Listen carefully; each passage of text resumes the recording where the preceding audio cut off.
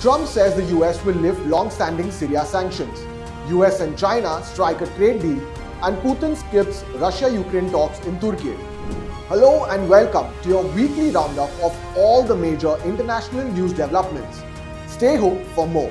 Prime Minister Narendra Modi, in his first address to the nation since May 7's Operation Sindoor, said that it has set a new normal in India's fight against terrorism. PM Modi added that every step taken by Pakistan will be watched and that India will strongly respond to any fresh attack without succumbing to nuclear blackmail. Moving on.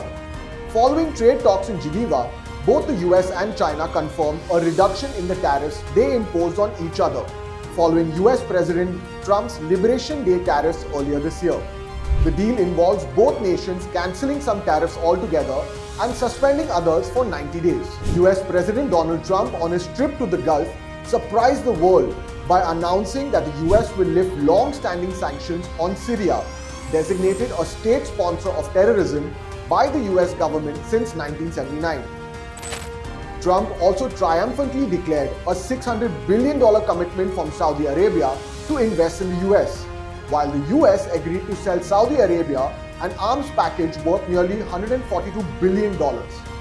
And just today, US President Donald Trump claimed Washington is nearing a nuclear deal with Iran, despite ongoing diplomatic hurdles.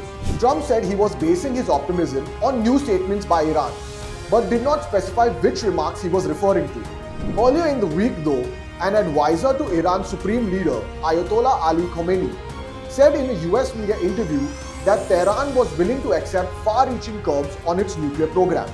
To Libya now, and the United Nations called for urgent de-escalation in the nation's capital of Tripoli. This after rival gunmen exchanged fire in the city's southern districts, prompting authorities to impose an emergency lockdown warning following the alleged killing of Abdel Ghani al-Kikli, the head of the powerful Stability Support Authority militia.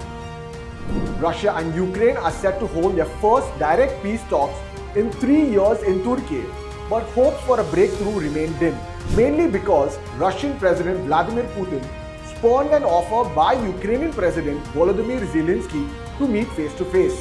Zelensky said he was sending a team headed by his defense minister to Istanbul for the talks, even as he said that the Russian delegation did not include anyone who actually makes decisions, accusing Moscow of not making efforts to end the war.